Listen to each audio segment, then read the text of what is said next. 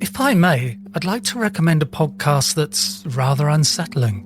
It's called Spooked.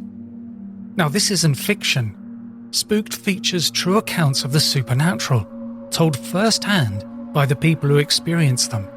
They are quiet, deeply personal stories of things that, frankly, shouldn't happen, but did. One episode in particular caught me, Disembodied Busybodies.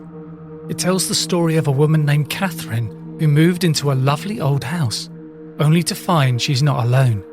Jimmy and Joyce, the previous occupants, are still very much present, despite having died. Catherine doesn't feel afraid so much as worn down by ghosts who still think it's their home. It's beautifully told with that creeping sense of unease that sneaks up on you. New episodes arrive each Friday, and you can find Spooked on all major podcast platforms. If you've ever wondered if there's more to this world than meets the eye, give it a listen, but perhaps not just before bed. Welcome to our paranormal afterlife.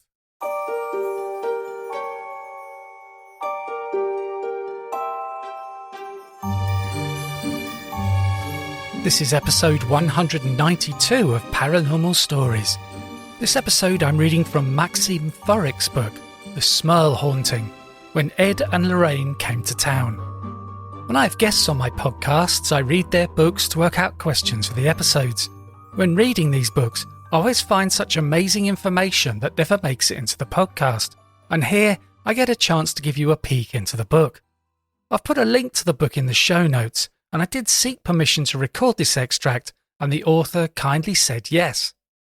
Well, I'm going to be reading from chapter 7, which is titled The Smurl Haunting, and this is what Maxim has written.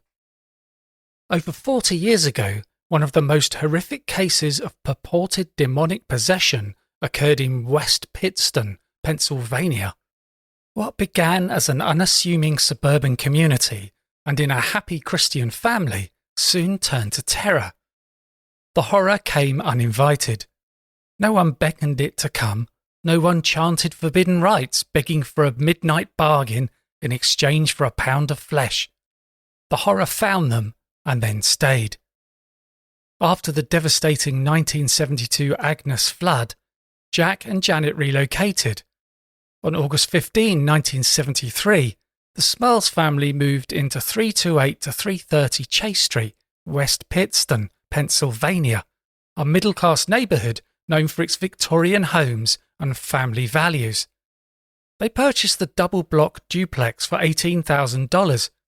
Commonly known as a fixer-upper, the property was built in 1896 and needed extensive renovations, including repainting, plumbing repairs, and electrical updates. Still, it fit their needs. The 3-story duplex had 8 bedrooms, a basement, and authentic oak woodwork. Jack and Janet's family occupied the left side, 328, and Jack's parents, John Sr. and Mary, on the right, 330. From 1974 to 1987, the Smurls and their 4 daughters were terrorized by unknown forces. Jack was a devout Roman Catholic and prayed the rosary daily. He believed the hauntings began following their daughter's holy confirmation. There were numerous incidents, some would call them demonic, that the family experienced. Horrible stenches would waft throughout the house. A mysterious stain appeared on their new carpet. The television set suddenly caught on fire. Pipes continued to leak despite being repaired. Deep scratches appeared on new, remodeled bathroom fixtures. The house would become icy and cold. Dawn claimed she saw floating people in her bedroom. Unplugged radios would suddenly begin blasting loudly. Drawers began to open and close by themselves. The sounds of footsteps were heard on the stairs. Toilets would flush themselves. Jack and Janet suffered sexual attacks, and their daughter, Dawn, was nearly raped by the entity. Mysterious illnesses afflicted Karen Smurl. Ed Warren, Janet, and Mary Smurl suffered bites and slashes on their arms. Monsignor Francis Kane was the pastor of their Immaculate Conception parish, which the Smurls regularly attended. He went to the home and blessed every room. Then after the spirits continued to torment them, he did this again. Monsignor Eugene J. Clark, rector of St. Plus X Ceremony Dalton, PA, was directed by church officials to stay overnight. Clark spent the night there on 3 occasions, but observed nothing unusual. The Diocese of Scranton was cautious. On August 20, 1986, Reverend Joseph Adonizio, pastor of Immaculate Conception Parish, blessed the home but reported no unusual activity. Still, the inexplicable events continued, and after agonizing and torturous torment, they began to look outside the church for help. Paranormal researchers Ed and Lorraine Warren were called.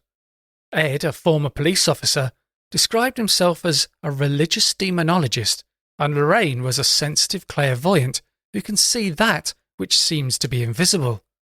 The Warrens arrived on January 10, 1986, accompanied with nurse and psychic Rosemary Frewer and photographer Frank Johnson. For the next 8 months, believing that something of the demonic was present, Ed and Lorraine visited the residence 12 times, staying overnight on 4 occasions. On August 25, 1986, they held a press conference from the Smurl home and discussed their findings. Ed Warren, in a shaky but firm voice, recalled the horrors both he and Lorraine experienced inside the 328-330 Chase Street residence. At the inception, he strategically placed relics of the saints and true pieces of the cross. He played religious music and prayed to frustrate the devil. He waited for signs of demonic presence. He said, "Within seconds, the room turned icy cold. There was a foul stench. I would describe it as rotting flesh. Objects on the bureau started to move, and then, in front of the bureau, gossamer threads, mucus-like, smoky-type substance, whirled and materialized on the mirror, spelling out filthy obscenities, telling me, in no uncertain terms, to get out of the house. Then he experienced cold spots and temperatures below freezing. Dark shadows were moving across the bedroom. The words, 'You filthy bastard, get out of this house,' were suddenly etched upon a mirror." Ed Warren had seen similar demonic infestations before and realized that the Smurl family had a serious issue. He said, "These people definitely have a bad problem. I don't know what it is, but there is a powerful, intangible force there. It's very powerful. It's invisible. I don't care if you want to call it a devil, a ghost, or a demon. There's something in this home which has the intelligence to inflict physical and psychological harm upon this family." Yet, as a true believer, he remained steadfast in his Catholic faith and conviction that demonic energies can be vanquished. He said, "I learned long ago that everything we speak about is in the Bible apparitions, ghosts, demonic spirits, levitations. Who would the victims go to if nobody in the Catholic Church were to become knowledgeable about these forces? So this is my job, to recognize it, bring it to the Church's authority, and bring in the exorcist." Believing a more skilled exorcist was needed to drive out the demonic presence, they called out to Reverend Bishop Robert McKenna, OP, from Our Lady of the Rosary Chapel in Monroe, Connecticut. Considered a rogue priest, McKenna is among the traditional Catholic priests holding on to the ancient ritual for Mass and the sacraments. McKenna rejected Vatican II, the revolutionary work of Pope John XIII, who attempted to modernize the Catholic Church. Vatican II allowed the Mass to be spoken in languages other than Latin. Pope John XIII, canonized in 2014, was recognized by experts including Elizabeth Kubler-Ross, author of the groundbreaking On Death and Dying, as an example of life after death, many believing that he performed a miracle during the 1963 Shepton mining disaster. McKenna founded Our Lady of the Rosary, described as being founded in 1973 in the wake of the disastrous Second Vatican Council. The mission of Our Lady of the Rosary Chapel is to maintain and restore, as far as possible, the traditional faith, values, and liturgical practice of the Roman Catholic Church, and to provide a haven of sanctity where men and women of good will may grow in love for God and their neighbour. McKenna attempted 3 unsuccessful exorcisms at the Chase Street residence. The first, on February 10, 1986, intensified the activity with banging and scratches reported that night. A second exorcism on April 5, 1986, and a third on June 10, 1986, reduced activity temporarily, but by July 15, 1986, shadows and odours returned. McKenna, writing The Haunted's introduction, described the Smurl's treacherous and unending torture. Why has a demon chosen to infest the lives of the Smurls, who are religious, hard-working, and sincere people, he asked. Further, I wish my attempts to exorcise their demon had been successful, but though I've said Mass in their home, and have given the rites of exorcism 3 times, the demon always returns. Today I was reading from Maxim Furek's book, The Smurl Haunting, When Ed and Lorraine Came to Town.